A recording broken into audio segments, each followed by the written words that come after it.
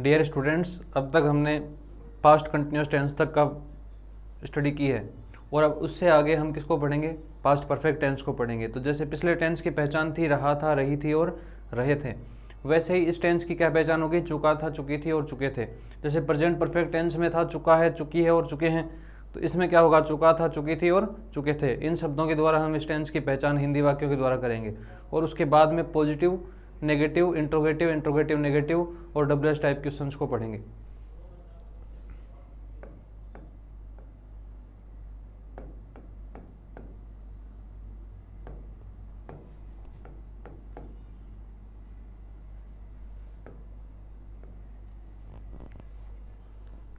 तो इस टेंस की पहचान क्या होगी? हिंदी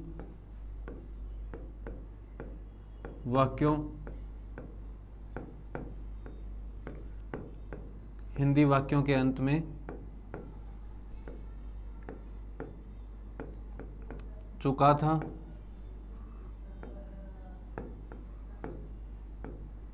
चुकी थी और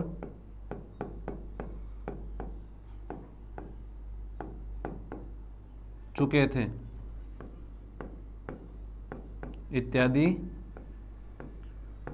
शब्द आते हैं।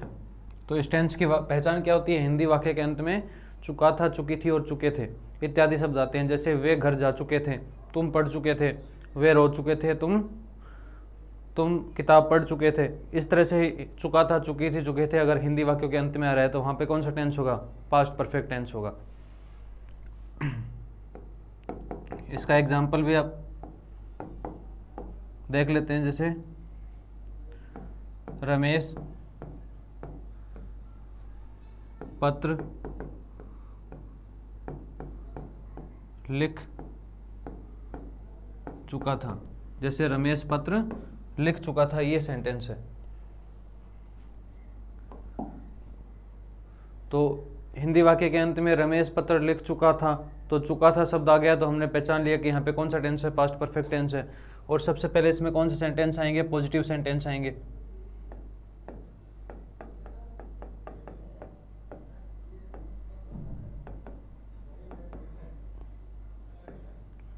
पॉजिटिव सेंटेंस में सबसे पहले क्या आएगा? सब्जेक्ट आएगा प्लस हेड प्लस वर्ब की थर्ड फॉर्म प्लस ऑब्जेक्ट। जैसे वे किताब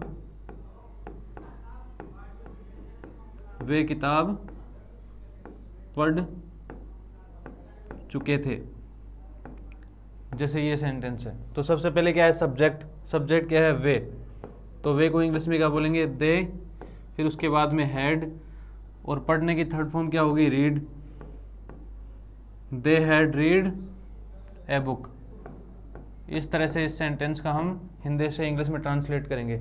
जैसे पिछले टेंस में थोड़ी कठिनाई थी कि उसके में हमें हैज़ और हैव इसका डिसाइड सब्जेक्ट के अकॉर्डिंग करना था, लेकिन इसमें सभी तरह के वाक्यों में किसका यूज़ होगा? हैड का यूज़ होगा। जैसे हम कपड़े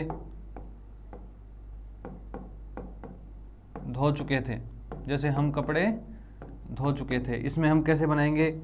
we had washed clothes. We had washed clothes, जैसे ये सेंटेंस है। इसके बाद में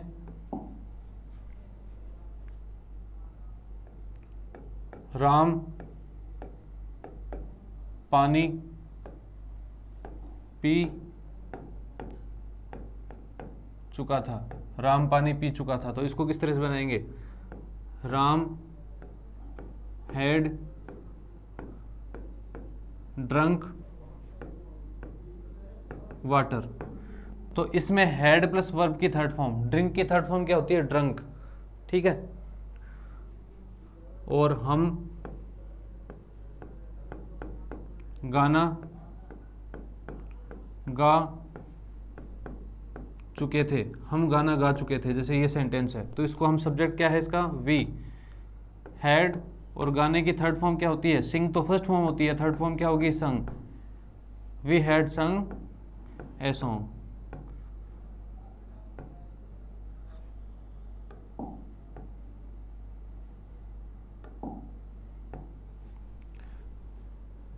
तो देखो, राम पानी पी चुका था, सब्जेक्ट इसका राम, उसके बाद में हैड हेल्पिंग वर्ब, उसके बाद में वर्ब की थर्ड फॉर्म और फिर ऑब्जेक्ट। राम पानी पी चुका था, राम हैड ड्रंक वाटर, इसके बाद में हम गाना गा चुके थे, वी हैड संग ए सॉन्ग। तो इसमें वर्ब की कौन सी फॉर्म क्या होती है ये भी हमें याद करना होगा, तभी हम इस सेंटेंस को इस तरह से बना पाएंगे। इसके बाद में आएंगे नेगेटिव सेंटेंस।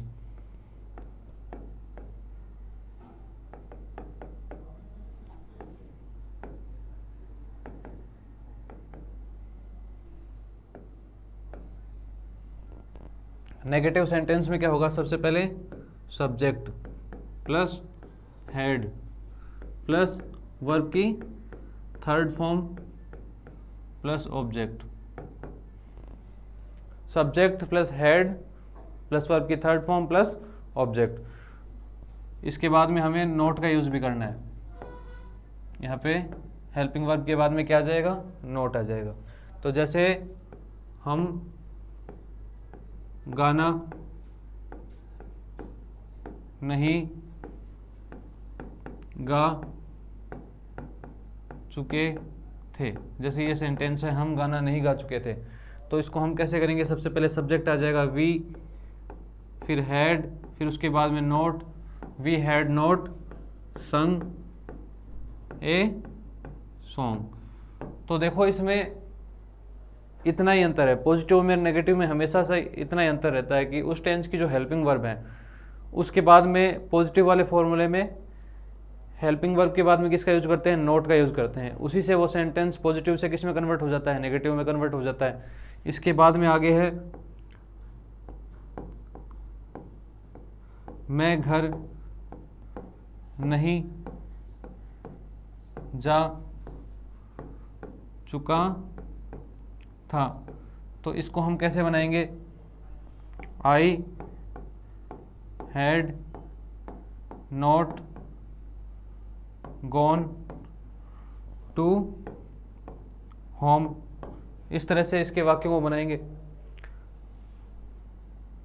इसके बाद में किस तरह के सेंटेंस आएंगे, इंट्रोगेटिव सेंटेंस।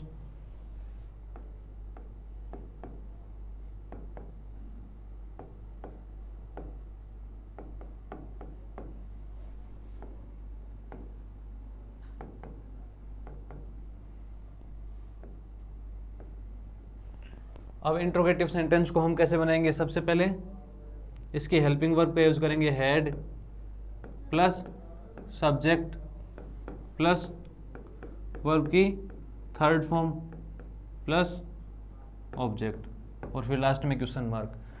तो इसमें किस तरह के क्वेश्चन बनेंगे, जिन क्वेश्चंस का आंसर हम यस या नो में दे सकते हैं, जैसे क्या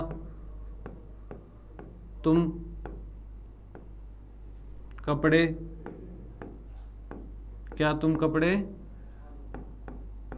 धो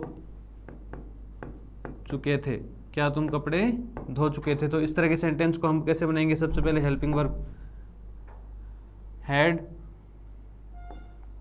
यू वॉश्ड क्लोथ्स। तो इस तरह से हम इस सेंटेंस को बनाएंगे, क्या तुम कपड़े धो चुके थे, सबसे पहले हेल्पिंग वर्ब आ गई, उसके बाद में सब्जेक्ट आ गया, उसके बाद में वर्ब की थर्ड फॉर्म आई और फिर लास्ट में ऑब्जेक्ट आ गया। इसके बाद में अगला सेंटेंस है क्या हम रो चुके थे, क्या हम रो चुके थे। इस तरह के सेंटेंस को कैसे बनाएंगे, हैड वी विप्ड, विप की थर्ड फॉर्म क्या होती है, विप्ड। इस तरह से इसके सेंटेंस बनाएंगे। इसके बाद में अगला सेंटेंस क्या तुम खाना पका चुके थे।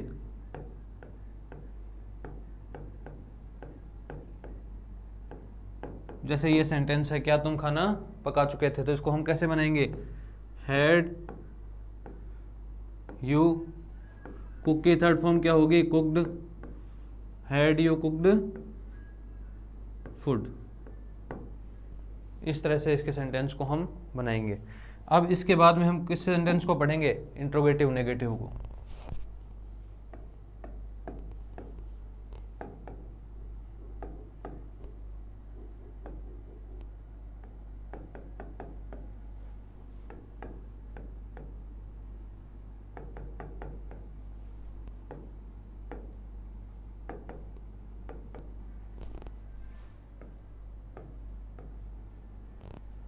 सबसे पहले क्या आएगा? Head plus subject plus not plus verb की थर्ड फॉर्म प्लस ऑब्जेक्ट। तो इसमें किस तरह के सेंटेंस बनेंगे? जैसे क्या तुम घर नहीं जा चुके थे। क्या तुम घर नहीं जा चुके थे? तो इसको हम किस तरह से बनाएंगे? सबसे पहले हैड, फिर उसके बाद में सब्जेक्ट यू, उसके बाद में not, had you not gone to home. इस तरह से इसके वाक्य को बनाएंगे। क्या तुम घर नहीं जा चुके थे, तो कैसा बनाएंगे? Had you not gone to home. इसके बाद में आगे वाक्य बनाएंगे, क्या हम गाना नहीं गा चुके थे।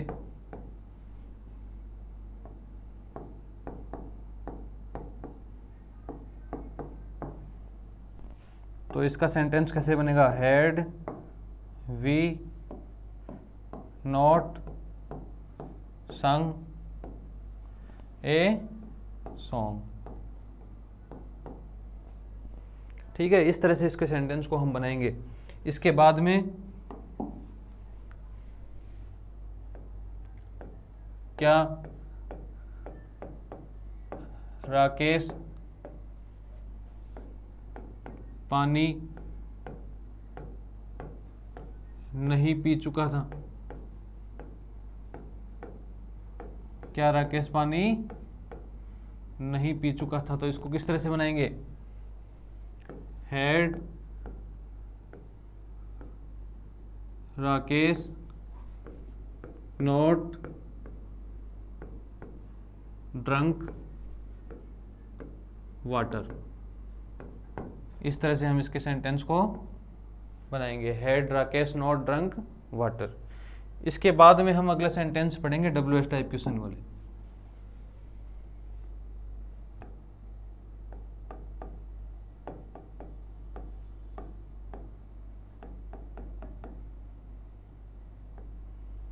तो WH टाइप क्वेश्चन में क्या आएंगे? इंट्रोगेटिव का जो फॉर्मूला है उससे पहले क्या रख देंगे? WH वर्ड को रख देंगे, तो वही क्या हो जाएगा? WH टाइप क्वेश्चन हो जाएंगे। जैसे सबसे पहले WH word plus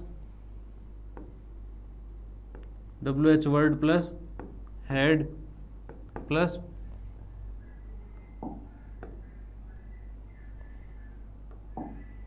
WH word plus had plus subject plus verb की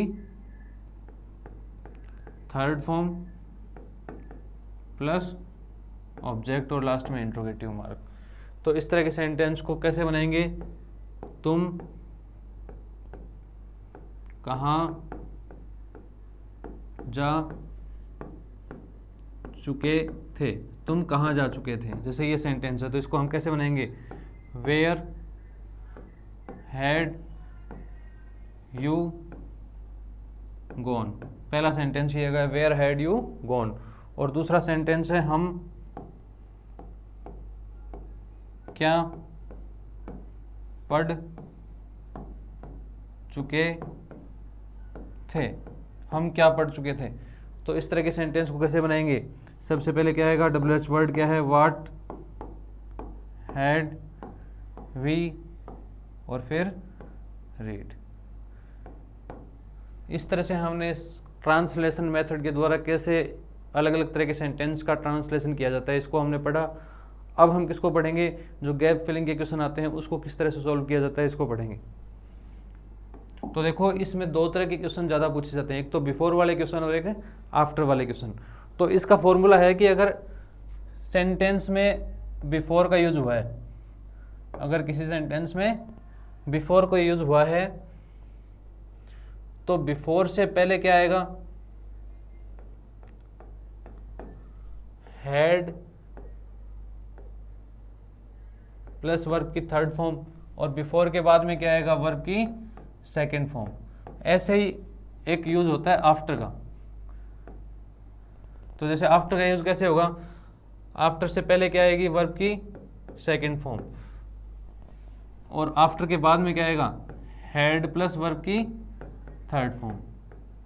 ये फॉर्मूला होता है कि अगर कोई सेंटेंस, दो सेंटेंस आफ्टर या बिफोर से जुड़े हुए हों, और अगर बिफोर से पहले वर्ब की हैड प्लस वर्ब की थर्ड फॉर्म दे रखी हो, तो बाद वाले सेंटेंस